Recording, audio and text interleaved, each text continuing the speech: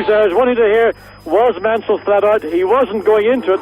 I may have decided to abort and just take it easy, come back, either go into the pits or have another go. In the meantime, here we are with Mr. Ivan Capelli, and Alesi, both Ferrari drivers this morning at virtually identical times. They were 12th and 13th. So Capelli now realizing that with Berger joining the team, any chance of him being retained, in spite of being told he wouldn't be, have now gone. But it's still important for a driver at any point in his career to be seen, to be performing, because if he wants to be a Grand Prix driver in 1993, it'll be talent and probably a lot more that Capelli will need to get himself into a competitive car. Rumour has it that we may well see him in the Scuderia Italia Lolas. Of course, they will have the V12 Ferrari engine that Capelli has used this year, but that's the new amalgamation of the British Lola manufacturing base and team, and the Scuderia team who are currently using the Laura chassis. Johnny Herbert, who before the weekend started said he would qualify with a bit of luck in the top six. Well, he's 7th at the moment and 0.3 seconds away from Thierry Boutsen, who's improved to 6th place. A blow up from one of the Jordan Yamahas, I think. Yes, big blow up, pulled off to the side. Well, I think that's the first they've had this weekend. And Yamaha, I know, are working absolutely flat out at the minute to try and not just find greater reliability, but the mysterious power that the Jordan drivers complain about. They say they don't have any horsepower. Yamaha really are not sure what the reasons are, but working absolutely flat out to try and get both reliability and horsepower up to the level that the Jordan team feel they need to be competitive.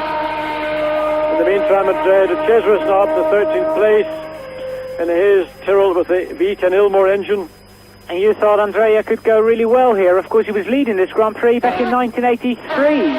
In that Alfa Romeo, the V8 turbocharged Alfa Romeo, one of 2 races that Andrea I felt ought to have won. Johnny has improved to 5th place on Madrid at 1:55.027.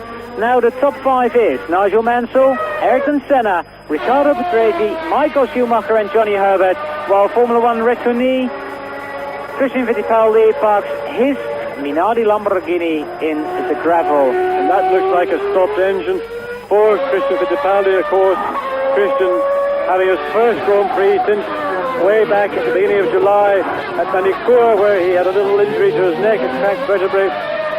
So the Minardi team really, over the past 4 or so Grand Prix, had a very difficult time indeed. And Christian Fittipaldi coming back and finding things really not much better.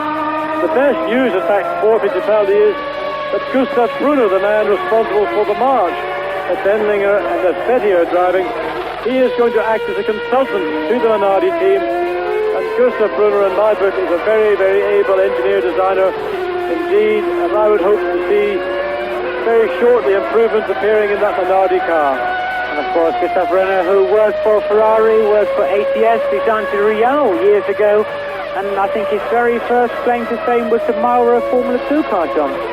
Another beautifully built, I think it was also the first full carbon fiber Formula 2 car. A little piece of jewellery, it was absolutely beautiful indeed.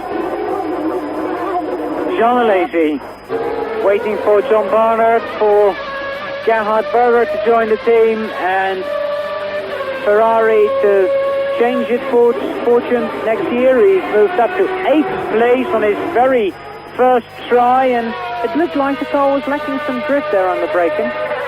Well, I think a lot of the people here are trying to find the balance between speed and downforce, and Spa is one of those circuits where you need both, but for some teams they've got only one choice: more waved yellow flags. We assume that's for, oh dear me, what's going on there? Well, Suzuki not knowing quite what to do, but that, we suspect, was Fittipaldi's car, and Suzuki hogging the centre of the road, but pulled over to the right. Let Berger get through, and now this long uphill climb, running wide. You see again those marks. I mean, not entirely clear why Comas this morning in the on-time section went off there, but it is a bit of a part of the circuit where if your aerodynamic downforce is light, you have got to be very precise, because If you try too hard, you give the wheel too big a yank, you will find the car oversteering, and at 180 miles an hour, an oversteer is not what you want. Riding with Riccardo Patrese, and I don't know whether we've got sound from that car, John, but if we do, we're definitely going to see whether he's fled through Eau Rouge.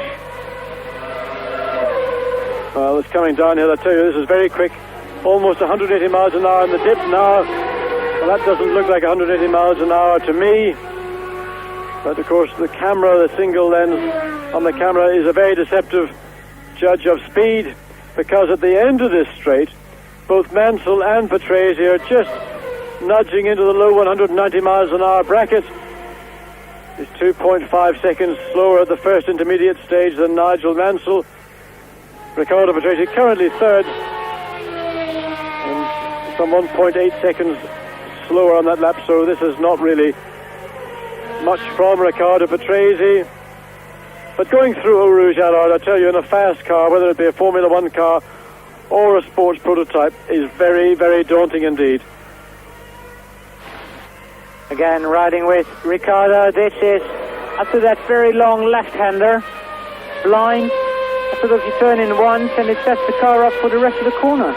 If you turn in very early, you've got to get an early apex in the first part, then the car runs way, way wide, then you've got to pull it back to make sure that your exit is not too wide.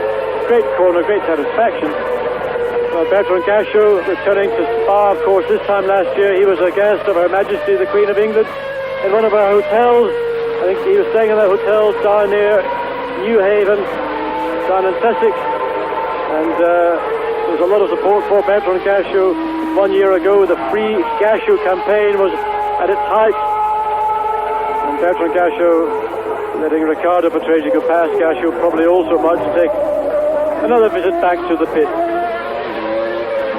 The situation at the moment is that Nigel Mansell is fastest, then Ayrton Senna, Riccardo Patrese, Michael Schumacher, Johnny Herbert is 5th, Gerhard Berger 6th, and Gachot did not go into the pits but does try to ruin his set of tyres.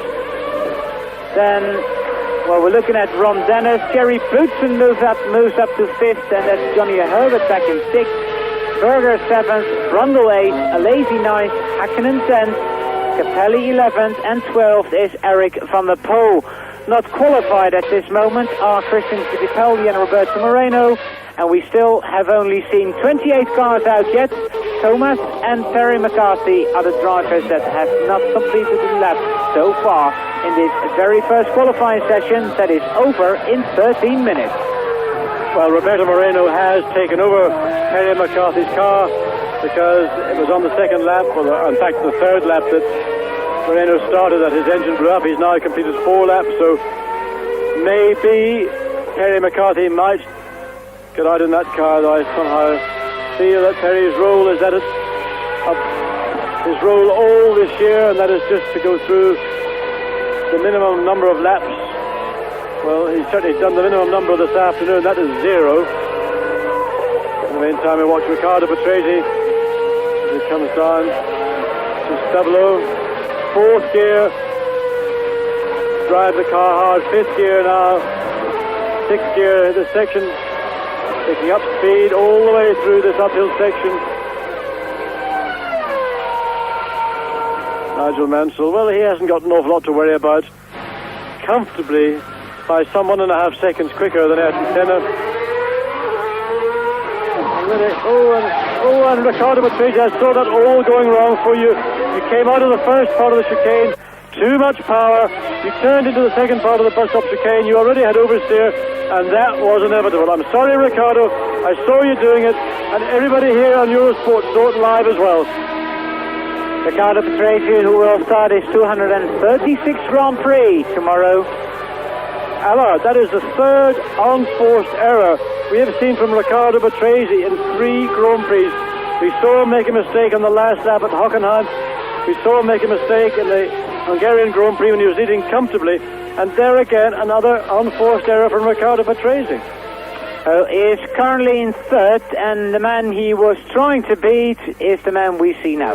35 Grand Prix victories, a very well and hard-earned victory in Hungary.